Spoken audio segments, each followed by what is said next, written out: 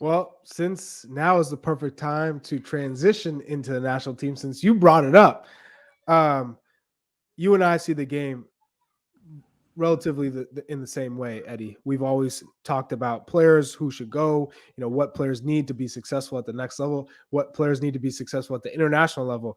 We're talking about the number 9 position.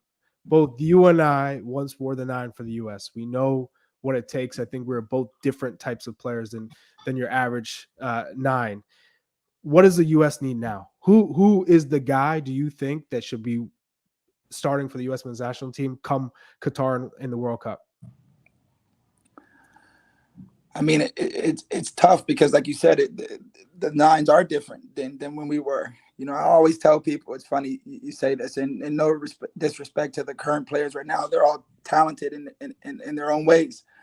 But when it comes to, speed, being dynamic and flair, and, putting yourself in situations where you can go at center backs 1v1 and use your skills. I feel like we lack that right now. But if it was up to me, and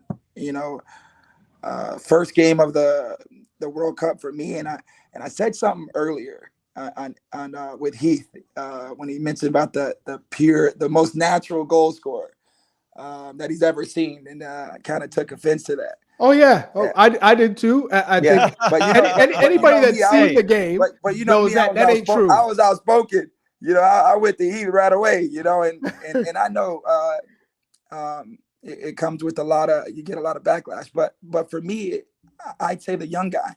I'd say the young guy right now. I know he's over in Europe right now, and he's finding it hard to adapt right now, which is normal. And he's young, and he has a lot of talent, and he is a proven goal scorer already at the international level. I think. You think Ricardo Pepi should be the 9 starting World Cup? Say that again. Ricardo Pepi. Yes. So yes. even if he gets like no burn, let's say going into the World Cup, I just think that we can talk about a lot of similar stories like that where they're not playing, but you do well for you're not maybe playing club, but you do well for your national team coach, and the national team coach knows what you're capable of doing, so they always feel comfortable with you out there.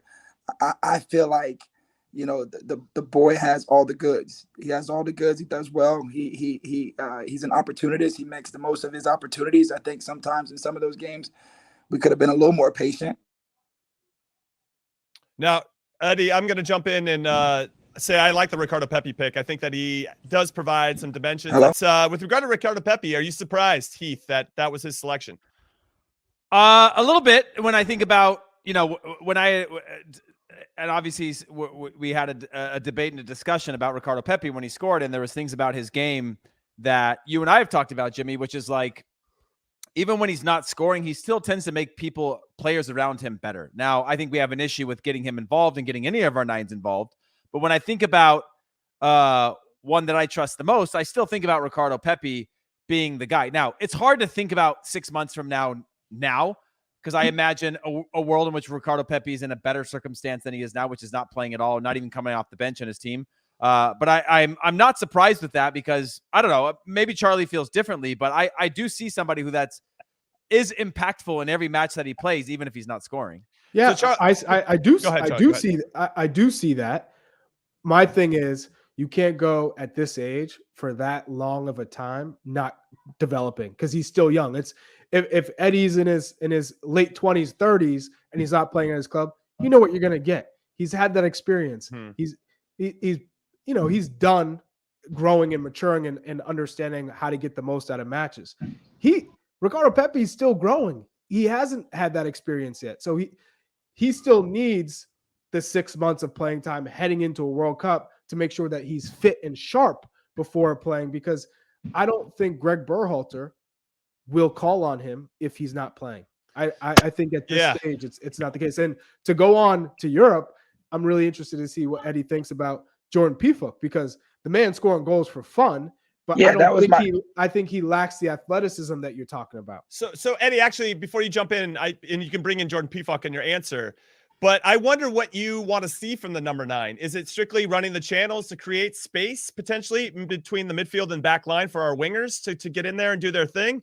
Or do you feel like we need somebody who was a little bit more, let's say, Brian McBride-esque, right? Just a big guy up top that can just bang with the center backs and then lay the ball off to our excellent wingers. Because it feels like what we really need to do is play to our strengths, because we have an incredible amount of talent in the winger spot and in our attacking mid number 10 spot as well.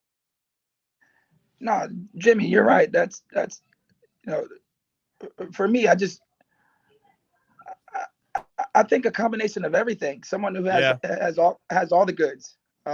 Good hold up play, like you said, that can run the channels and get isolated and be dangerous and pull center backs out of positions and create opportunities for themselves.